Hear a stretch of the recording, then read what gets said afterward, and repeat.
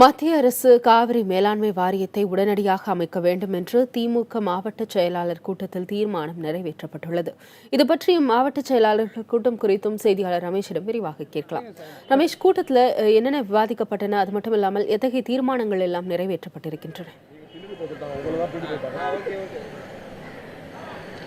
திவ்யா, 2 தீர்மானங்கள் நிறைவேற்றப்பட்டிருக்கின்றன. இரண்டுமே காவிரி விவகாரம் தொடர்பாக தான் இருக்கிறது. முதல் தீர்மானத்திலே, அதாவது காவிரி மேலாண்மை வாரியம், காவிரி ஒழுங்காற்று குழு இரண்டையும் அமைத்திருக்க வேண்டும். மத்திய அரசு எந்த காரணத்தாலோ அது காலம் தாழ்த்தியை செய்து வருகிறது. எனவே மத்திய அரசை கண்டனம் தெரிவித்து ஒரு தீர்மானமும், அதே போல தண்ணீரை கொடுக்கக்கூடிய கர்நாடக அரசு அனைத்து கட்சி கூட்டத்தை கூட்டுகிறார்கள், அமைச்சரவை கூட்டத்தை கூட்டுகிறார்கள். ஆனால் தண்ணீரை பெற வேண்டி இருக்கக்கூடிய தமிழக அரசு அனைத்து கட்சி கூட்டத்தையும் கூட்டவில்லை. ஆனால் எந்தவித நடவடிக்கையும் எடுக்காமல் தன்னிச்சையாக செயல்படுவதாகவும் சர்வாதிகார போக்கை கண்டித்து ஒரு தீர்மானம் நிறைவேற்றப்படுவதாகவும் ஆகிய அந்த 2 மத்திய மாநில அரசுகளை கண்டித்து ஒரு தீர்மானம் இருக்கிறது.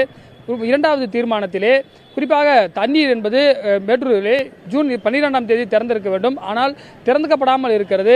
அதே மட்டும் இல்லாமல் அந்த கடைமடையில் எல்லாம் தூர்வாரப்படாமல் இருக்கிறதால விவசாயிகள்லாம் பாதிக்கப்பட்டிருக்கார்கள். விவசாயிகள் தானே இறங்கி சாலைகளிலே போராடக்கூடிய ஒரு சூழல் ஏற்பட்டதாகவும், இதனால 2 மாநில மக்களிடையே பிரச்சனைகள் ஏற்பட்டு பொருட்சேதம் ஏற்பட்டதாகவும், அந்த பொருட்சேதத்திற்கு உரிய இழப்பீடு வழங்க வேண்டும் என்றும், இந்த சேதத்திற்கு காரணமானவர்களுக்கு கண்டிக்க வேண்டும் என்றும் இந்த மாவட்ட செயலாளர் கூட்டத்தில் 2 தீர்மானங்கள் நிறைவேற்றியிருக்கிறார்கள்.